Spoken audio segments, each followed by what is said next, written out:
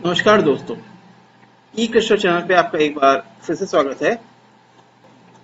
आज जो मैं वीडियो लेके आया हूँ आपके सामने, उसमें मैं ऑटोमेटा के डीएफए के ही और एग्जाम्पल्स कवर कर रहा हूँ। और जो मैं वीडियो लेके आया हूँ ये मॉड बेस्ड क्वेश्चंस हैं। वैसे मेरा मॉड बेस्ड क्वेश्चन की अगर आप बात करेंगे तो आपको मेरा वीडियो नंबर 36 मिल जाएगा, जिसमें मैंने मॉड बेस्ड क्वेश्चंस कवर किए हैं। फिर भी यहाँ पे मैं कुछ different mod based questions cover कर रहा हूँ। देखते हैं एग्जाम्पल नंबर 21। दोस्तों, अगर आप इस क्वेश्चन को रीड कर कह रहा है कि आपको एक डीएफए बनाना है किसी अल्फाबेट सिग्मा पे, जिसमें आपके पास जो स्ट्रिंग्स जो अल्फाबेट है वो ए कमा बी है, मतलब जो स्ट्रिंग्स है वो ए और बी से। और कंडीशन है, और कंडीशन क्या गिवन है, एल इज इक्वल टू डब्ल्यू सच दैट एन ए और डब्ल्यू कहता है number of a in mod mod 3 is equal to 0। मतलब कंडीशन क्या है कि जो डब्ल्यू स्ट्रिंग है उसमें आपने कंडीशन नंबर ऑफ ए पे लगा रखी है। एन डिनोट करता है नंबर को और ए डिनोट करता है आपके पास जो भी आपके पास सिंबल है उसकी हम बात करें, ठीक है। तो number of a in the string W, मतलब नंबर ऑफ ए स्ट्रिंग को उतने वो चाहिए कि जिनको आप अगर 3 से डिवाइड करेंगे तो उनका रिमाइंडर आपके पास 0 आए, ठीक है।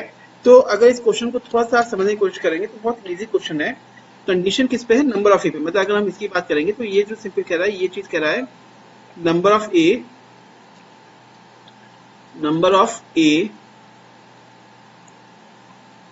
ये कह रहा है number of a in string W. अगर से आप स्ट्रिंग की बात कर रहे हैं तो number of a in the string W को अगर आप 3 से डिवाइड करेंगे तो रिमाइंडर आपके पास 0 आना चाहिए। Number of a in the string W, ठीक है। तो नंबर ऑफ ए पे कंडीशन लगा रखी है इन्होंने, बी पे कोई कंडीशन नहीं लगा रखी है। ध्यान दीजिएगा, डब्ल्यू जो स्ट्रिंग है उसमें ए और बी दोनों होंगे, ये कंडीशन खाली ए पर है, बी पर कोई कंडीशन नहीं है। तो यहाँ पे अगर हम बात करें तो कंडीशन किस पे अप्लाई करी है, अगर आप कंडीशन की बात करोगे तो इस क्वेश्चन में इन्होंने कंडीशन अप्लाई करी है वो सिर्फ ए पे अप्लाई करी है कि जो नंबर ऑफ ए होंगे वो 3 से डिविजिबल हो, मतलब उनका रिमाइंडर 0 आए, ठीक है। लेकिन no condition on b, no condition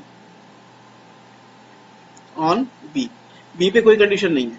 मतलब अगर हम बात करें तो आगे जो स्ट्रिंग है उस स्ट्रिंग में आपके पास बी आ भी सकता है और नहीं भी आ सकता है। अगर स्ट्रिंग की हम बात करेंगे तो उसमें आपके पास बी आ भी सकता है और नहीं भी आ सकता है, ठीक है। अगर इस चीज की हम बात करें तो बी पे इन्होंने कोई कंडीशन नहीं लगा रखी, तो बी आपके कितने भी आ सकते हैं। Number of condition of b की अगर हम बात करेंगे तो बी पे इनके पास कोई कंडीशन नहीं लगी हुई है, ठीक है। नो कंडीशन ऑन बी, तो बी हो भी सकते हैं और बी नहीं भी हो सकते हैं, ठीक है। तो अगर लैंग्वेज की हम बात करेंगे तो इसकी लैंग्वेज क्या होगी, कंडीशन ए पर है तो ए आपके पास हो, ए तो होने ही होने हैं, ठीक है, ए तो होने ही होने हैं। तो अगर कंडीशन के पॉइंट ऑफ व्यू से हम बात करेंगे तो आप बहुत इजीली कह सकते हो कि यहाँ पे जो स्ट्रिंग बनेगी, अगर आप स्ट्रिंग चेक करोगे तो जो स्ट्रिंग बनेगी वो क्या बनेगी आपके पास, ट्रिपल ए, ठीक है। फिर अगर बी आते हैं तो ट्रिपल ए के बाद बी या double a b a and so on.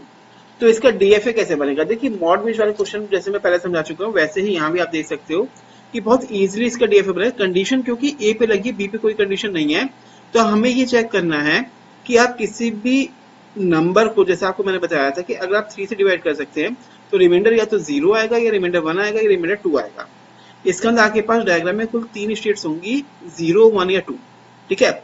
For the sake of easiness मैं स्टेट का नाम Q0, Q1, Q2 रखने की बजाय मैं 0, 1, 2, 3 रखूंगा, ठीक है।